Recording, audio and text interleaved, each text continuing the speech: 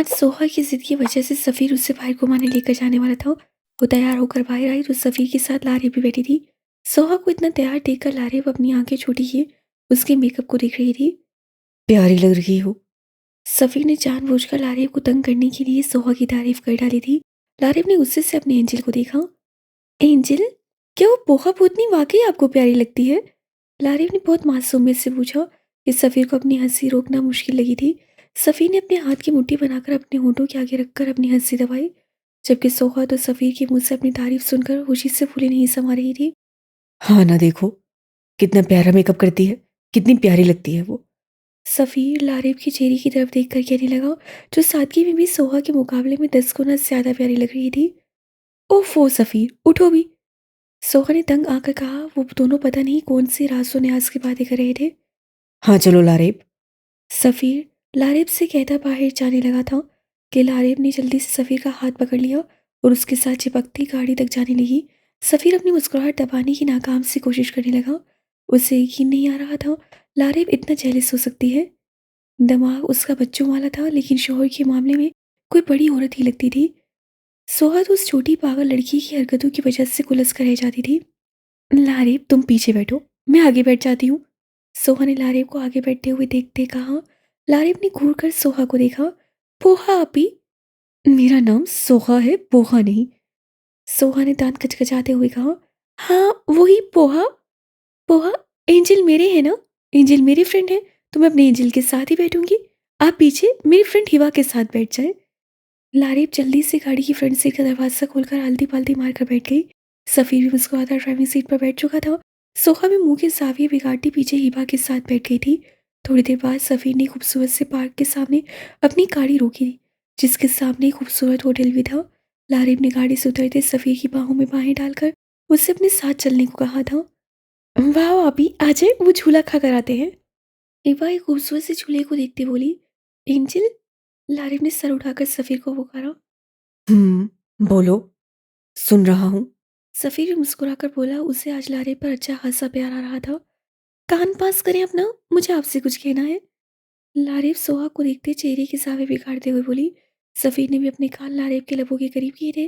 आखिर ऐसी क्या बात थी जो लारेब उससे कान में कहना चाहती थी? लारेब ने अपने खूबसूरत नरम होंठ सफ़ीर के कान की लोब पर रखे। सफ़ीर के दिल में गुदगुदी सी हुई। ओह ना एंजल, मैं छोला खाने जा रही हूँ। आप उस पोहा आंटी से बात मत करना, मैं दूर से आपको देखूंगी, ओके? लारी मासूमियत से कहती मुस्कुराते हुए पीछे हुई। सफ़ीर को लगा वो गश खाकर गिर जाएगा। उसे अपनी समातों पर यकीन नहीं आया। उसे लगा लारिब का दिमाग बच्चों वाला नहीं है, वो बड़ी हो गई है। खालिस बीवियों की तरह अब अपने शोहर पर चूल्हा खाते हुए भी नजर रखेगी। एंजल, सुना आपने मैंने क्या कहा? लारिब सफ़ीर को गहरी सोच में डूबता देख उसका बाजू हिलाने लगी। हम्म, सुन लिया। तुम बेफिक्र हो, जाओ हिबा के साथ झूला झूल लो। सफ़ीर मुस्कुराकर बोला। सोहा अपनी नगोश बिगाड़ते मुंह इधर उधर करने लगी। लारे भी अपनी नाक को टेढ़ा करती सोहा को देखती। हिबा का हाथ पकड़ते झूले की तरफ भागी थी, जबकि सफ़ीर और सोहा होटल में बैठे दोनों को देख रहे थे। वैसे सफ़ीर, तुम्हें नहीं लगता कि तुम्हारे साथ ज्यादती हुई है? अब तुम कहाँ और ये पागल लड़की सोहा? सोहा मौका देखकर सफ़ीर से कहने लगी। उसे शुक्र अदा किया था सोहा कि लारेब से कुछ पल जान तो छुटी। Soha please mind your language. वो पागल नहीं है, बस थोड़ा डर की वजह से, खौफ की वजह से उसके दिमाग को अच्छा खासा नुकसान हुआ है और वो बहुत जल्द ठीक भी हो सकती है, और मैं करूंगा उसको ठीक। मैं भी तो तुमसे प्यार करती थी। सोहा ने सामने लारेब को जल भुन कर देखा। लारेब भी दूर झूला खाते हुए अपनी नसें पोहा चुड़ैल पर टिकाए हुई थी। उसे कहाँ गवारा था कि उसके एंजल से कोई लड़की बात भी करे। सफ़ीर ने शौक में आकर सोहा को देखा।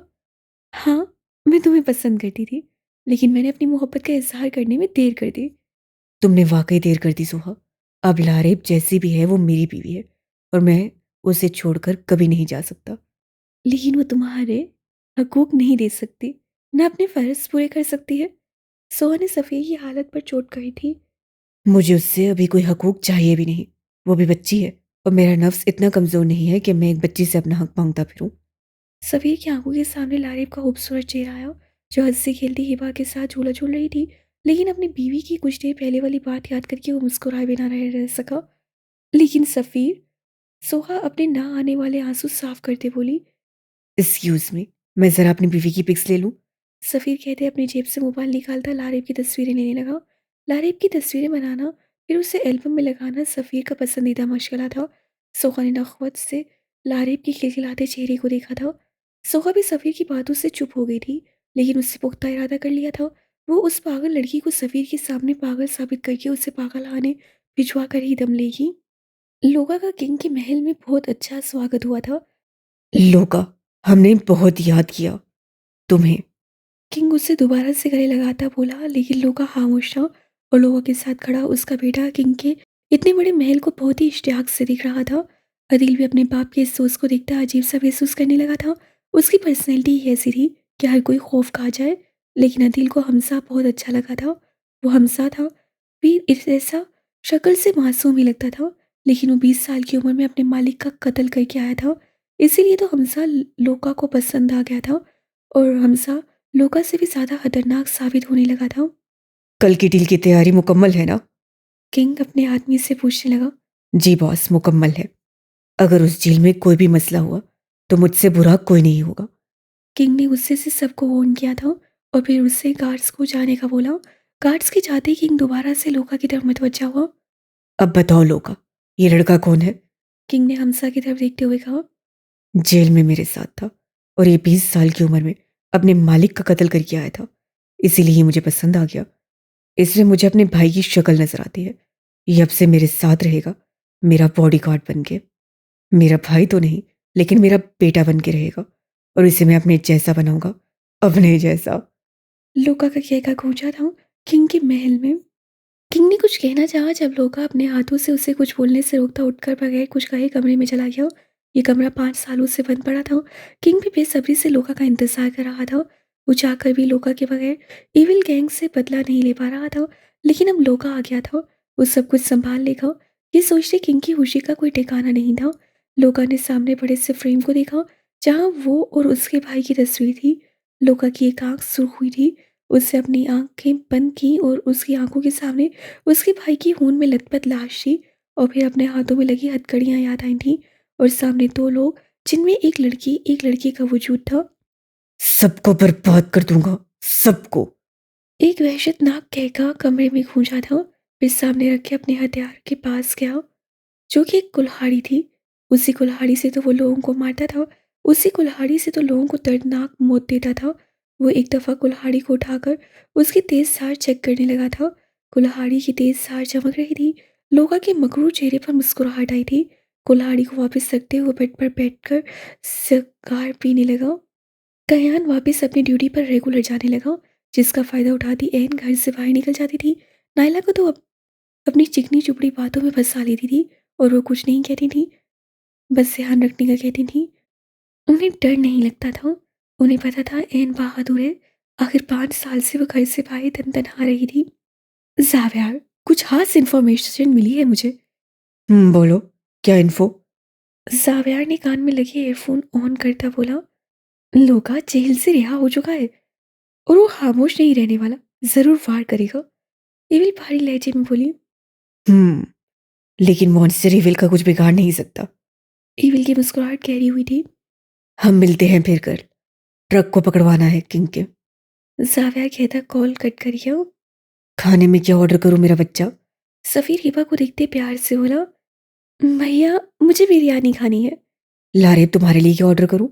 सफ़ीर ने लारिब को देखते कहा, जो सफ़ीर के मोबाइल में कार्टून देख रही थी। और सोहा सफ़ीर को सजाया देखती मुस्कुरा रही थी, लेकिन सफ़ीर हन्नूस उसे इग्नोर कर रहा था। और यही बात सोहा को मज़ीद आग लगा गई थी। एंजल, मैं आपको खाऊंगी, लारिब कहती खिलखिलाकर हंसी। सफ़ी ने मुस्कुराते हुए लारिब को घूरा था। अच्छा अच्छा एंजल, मजाक कर रही हूँ, मुझे पिज़्ज़ा खाना है। लारिब अपने लबों पर जुबान फेरती पिज़्ज़ा को तस्वुर करने लगी। सोहा, तुम क्या खाओगी? सफ़ी बिना सोहा की तरफ देखते सूख तासुरात से बोला। सोहा का लहजा उससे खटक रहा था। मैं जस्ट चाय पीऊंगी। सोहा जबरदस्ती चेहरे पर मुस्कुराहट सजाए बोली। सफ़ीर ने सबकी पसंद का खाना ऑर्डर किया। सफ़ीर के साथ वाले टेबल पर बैठी लड़की सफ़ीर को कब से हसरत भरी नजरों से दिख रही थी, जिससे ब्लैक शर्ट के साथ शॉर्ट पैंट पहनी हुई थी। चेहरे पर मेकअप था जिससे चेहरा चमक रहा था। पैर और हाथ काले थे। उस पर मेकअप लगाना भूल गई थी। यकीनन अगर लारे उस लड़की को अपने एंजल को तकता पाते देखती तो ना उसकी आंखें होती ना बाल। सफ़ीर सोचते ही मुस्कुराने लगा। उसे अपनी बीवी की हरकतें मज़ा दे रही थीं। वेटर खाना लेकर आया। हल्की-फुल्की गपशप के साथ खाना खाया गया। पिज़्ज़ा खाते लारी की नज़र पास टेबल पर बैठी उस लड़की पर गई थी, जो उसकी एंजिल को देख रही थी। खूबसूरत चेहरे के नखूश सख्त होने लगे थे। छोटी-सी नाक सुर्ख हुई थी। वो लड़की मशरूब का ग्लास पकड़ते सफ़ी के सामने से गुजरने लगी जब उसका पाँव कुर्सी से साथ लगा और वो धड़ाम से सफ़ी की गोद में गिरी। ग्लास का सारा मशरूब सफ़ी के कपड़ों को गीला कर गया। लारिब ने गुस्से भरी नज़रों से उस लड़की को देखा। यही हाल सोहा का भी था। सफ़ी ने उस लड़की को किसी गंदे कीड़े की तरह उससे दूर किया, जैसे उसे अछूत लगा हो। काली मोटी भैंस, तुम मेरे एंजिल के ऊपर कैसे गिरी? लारिब के खूबसूरत नकुश तने थे। गुस्से के बायस आंखें सुर्ख हो चुकी थीं। लारिब ने पास बड़ा ग्लास उठाकर उस लड़की के सर पर दे मारा था, जो बेबाकी से सफ़ीर को देख रही थी। एक दिल खराश चीख उस लड़की के मुंह से निकली। माथे से खून लड़ियों की सूरत बहने लगा। सबने शौक सी नजरों से लारिब को देखा। सफ़ीर तो बिल्कुल उम्मीद नहीं थी। लारिब बिना सोचे समझे जेलस वन में किसी की जान भी ले सकती है। सोहा, तुम संभालो इस लड़की को। सफ़ीर सोहा को कहता लारिब की तरफ बढ़ते उसे बाजू से पकड़कर अपनी तरफ खींचा। होटल के सारे लोग हजूम में जमा होने लगे। सब मज़े से तमाशा देखने लगे। लारिब, ये क्या किया तुमने? सफ़ीर ने सख्ती से बोला, यू इडियट, पागल संकी, हाउ डेयर यू बिच।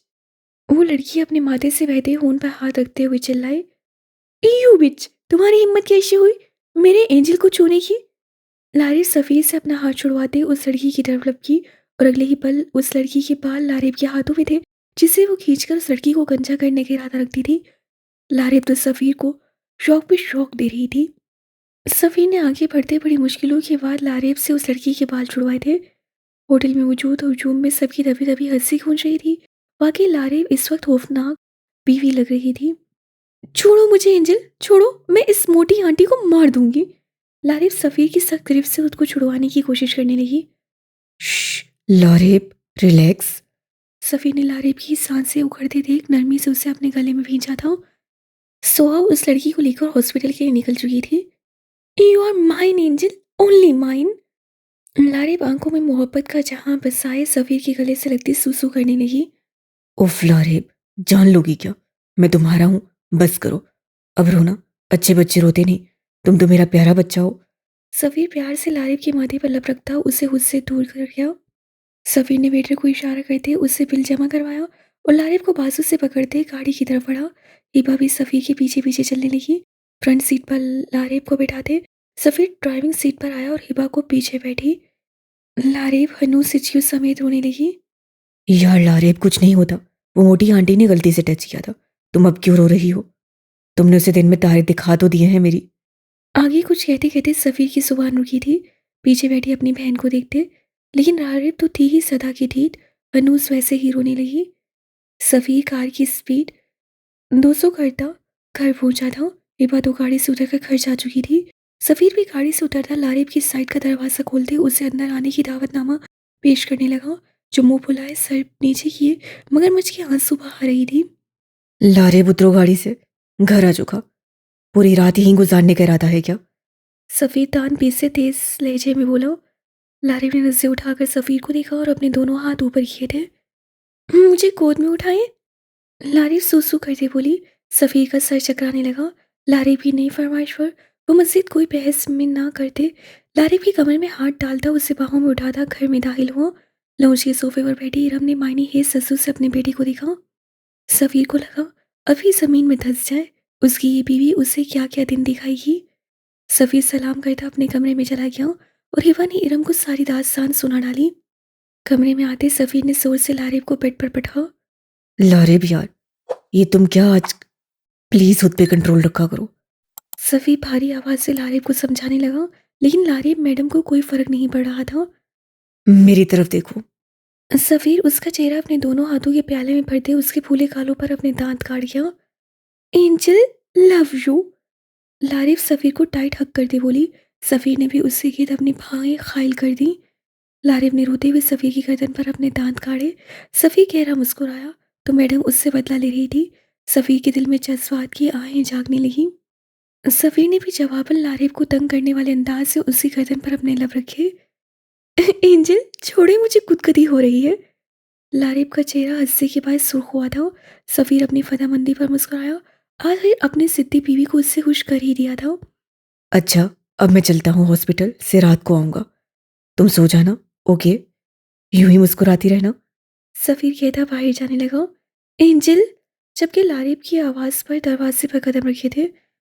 बोलो। लारिब बेड से भागती एक बार फिर सफ़ीर के गले लगी थी।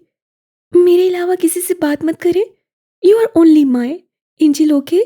लारिब सफ़ीर को मासूमियत से हिदायत देती पंजों के बल सफ़ीर के चेहरे तक आ पहुंची। अपने खूबसूरत लब उसकी हल्की सी बीहट पर रख गई। सफ़ीर ने आंखें बंद करके खुद को सुकून के जहां में तस्वुर किया। उफ लारे, मरवाओगी किसी दिन। सफ़ीर कहता जल्दी से बाहर गया। अगर मस्जिद खड़ा होता तो बहक जाता। एक बड़े से ट्रक में कई लड़कियां जमा थी जिनकी आंखों में पट्टी बांधी गई थी।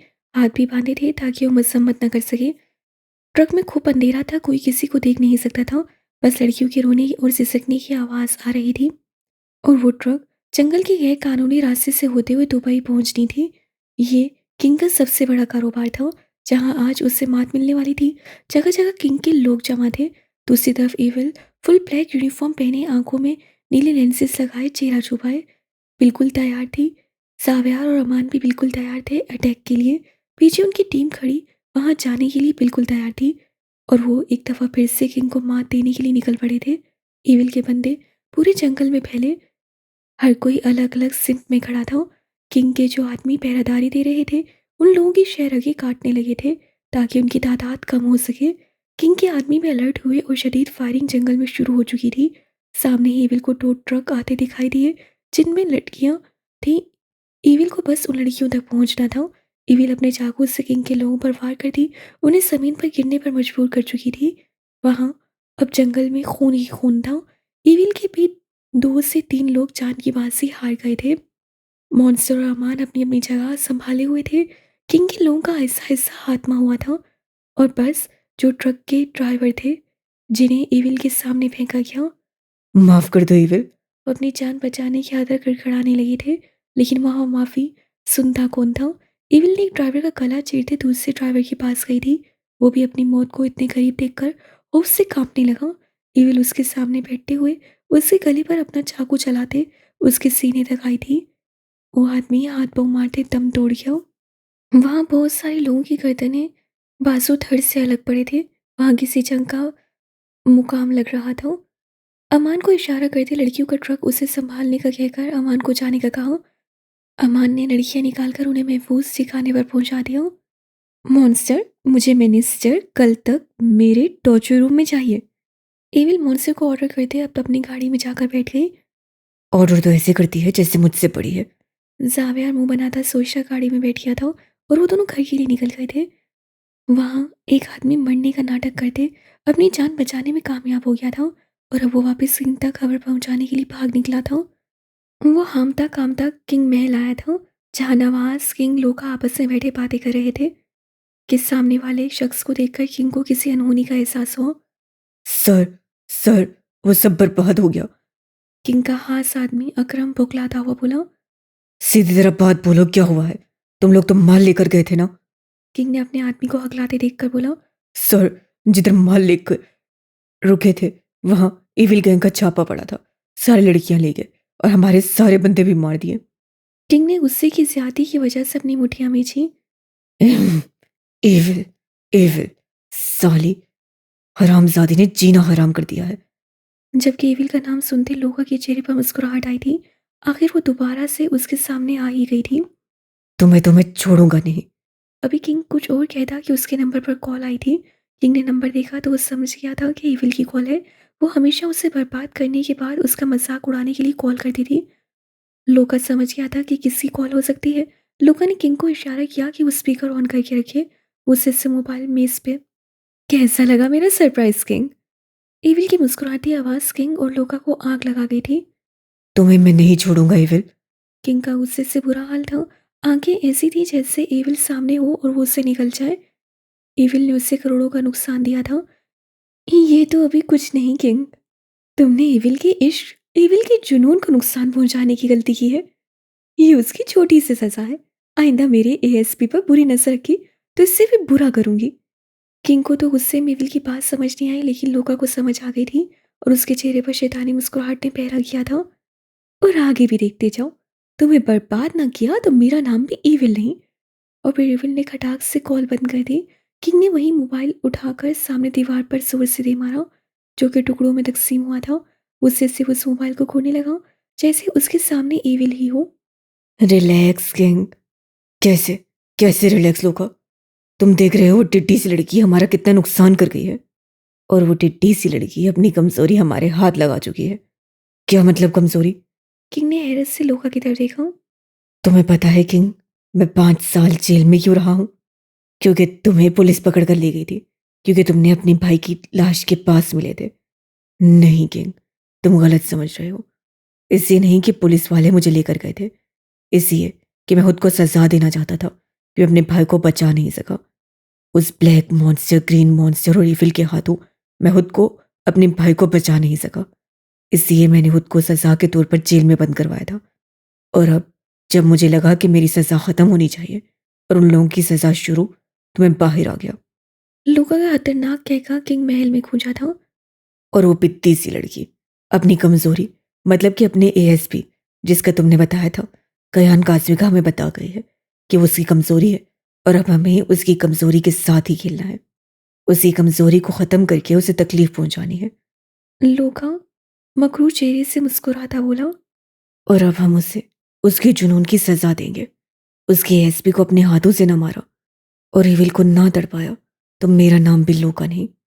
हराम शराब का गिलास उठाते वो मुंह को लगाते गुस्से से कहने लगा। किंग अभी भी लोका की बातों को सोच रहा था, फिर एकदम दोनों ही कहका लगाकर हंसने लगे। लेकिन अभी किंग को पता नहीं था कि अभी उससे बहुत बड़ा नुकसान बर्दाश्त करना है। लारिब को अपने एंजल की बात नहीं भूली थी कि उसके एंजल को उस पोहा का मेकअप अच्छा लगता है। लारिब कुछ सोचती उठी और सोहा के कमरे में चली गई। सोहा अपने कमरे में नहीं थी और लारिब के मासूम से दिमाग में अपने एंजल को खुद की नज़रों में अच्छा बनाने का जुनून सवार हो गया था। सोहा का सारा मेकअप चोरी चोरी उठाती लारिब जल्दी से अपने कमरे में वापस आई थी और फिर उससे सबसे पहले बेस उठाई, जो उससे पूरे हाथों पर क्रीम की तरह लगाकर अपने चेहरे पर लगाई थी। फिर आहिस्ता आहिस्ता वो सोहा की तरह मेकअप करने लगी। अपने आप को शीशे में देखकर लारिब बेहद खुश हो रही थी। उसने इतना अच्छा मेकअप किया था। हाय लारिब, तुम कितनी अच्छी लग रही हो ना। देखना तुम्हारा एंजल बहुत खुश होगा। वो खुद ही शर्माने लगी थी। एंजल को भी प्यारी लगूंगी ना। उन्हें वो पोहा भूतनी प्यारी लगती है। मैं ज़्यादा प्यारी लग रही हूँ। फिर लारेब टाइम देखती कमरे की लाइट बंद कर दी, बेड पर जाकर बैठ गई, क्योंकि सफ़ीर के आने का टाइम था और उसे दिखाना चाहती थी कि वो भी उस पोहा से कम खूबसूरत नहीं। थोड़ी देर बाद सफ़ीर थका हारा घर वापस आया। बेटा खाना खा लो। इरम उसे देखा तो पुकार कर कहने लगी। जी मामा, मैं बस फ्रेश होकर आता हूँ, फिर लारेब को भी लेकर आता हूँ। एक साथ बैठकर खाना खाते हैं। ये कहकर सफ़ीर कमरे में चला गया। सफ़ीर कमरे की लाइट ऑफ देखकर परेशान हुआ था, क्योंकि उससे पहले ऐसा कभी नहीं हुआ था कि लारेब लाइट ऑफ करके कमरे में रहे। सफ़ीर ने परेशानी से लाइट ऑन की, फिर उसके सामने नज़र पड़ी जहाँ पर एक अजीबोगरीब मखलूक देखने को मिली थी। सफ़ीर की तो चीख निकलती निकलती रह गई थी। मुंह पर हाथ रखे वो शौक की कैफियत से सामने बैठे अपनी बीवी को देखने लगा, जो कि एक अलग दुनिया की ही मखलूक लग रही थी। एंजल! लारिब अपने एंजल को देखती उसके पास आई।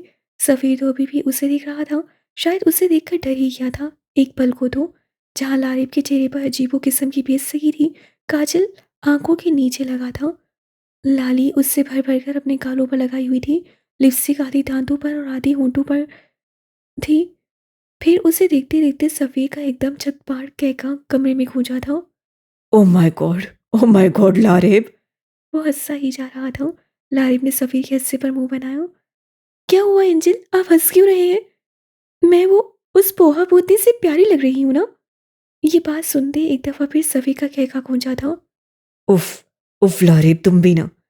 हंस हंस कर सफ़ीर की आंखों में पानी आ गया था, जबकि लारेब को सफ़ीर के हंसने से बुरा लग रहा था। एंजल, आप हंस क्यों रहे हैं? अब तुम कार्टून लग रही हो, तो हंसूंगा ही ना। सफ़ीर ने हंसते हुए कहा।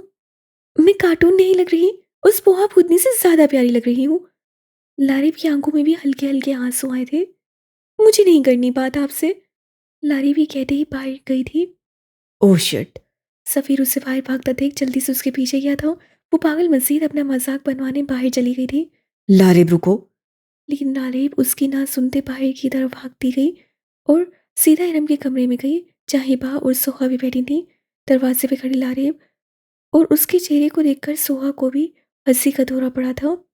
जब इरम ने नासमझी से लारेब को देखा था, जिसकी आंखों के नीचे लगा काजल रोने के बायस मजीद फैलकर पूरे चेहरे को काला कर रहा था, इतने में लारेब के पीछे सफीर भी खड़ा हो गया। लारेब उस पोहा पुतनी को भी अपने ऊपर हंसा देखकर मजीद रोने लगी थी। इरम जल्दी से आगे बढ़ती लारेब के पास गई। बेटा, ये आपने क्या किया? ये कौन सी हालत बनाई हुई है? इरम उसे गले से लगाते हुए बोली। मामा, वो एंजल को पोहा का मेकअप प्यारा लगता था ना, मैंने भी मेकअप किया है ताकि मैं भी एंजल को प्यारी लगूं। ये सुनते इरम ने परेशानी से सफ़ी की तरफ देखा। लेकिन बेटा, आप तो मेकअप के बगैर ही सबको इतनी क्यूट और इतनी प्यारी लगती हो, क्योंकि आप तो हो ही क्यूट, फिर मेकअप करने की कोई ज़रूरत नहीं आपको। इरम प्यार से लारी को समझाने लगी। लेकिन एंजल को तो मेकअप में प्यारी लगती हूँ ना, और अभी एंजल देखकर हंस रहे थे। अब तुम जोकर लगोगी तो सब हंसेंगे ही ना। सोहा ने मजीद उसका दिल तोड़ना चाहा। बस करो सोहा, वो बच्ची है ना समझ, तुम तो समझदार हो ना। इरम ने सोहा को डांटा। जाओ लारे बेटा, अपना मुंह धोकर आओ। मेरी जान, तुम ऐसे ही प्यारी लगती हो। सच्ची मामा, मैं मुंह धोआऊं ना?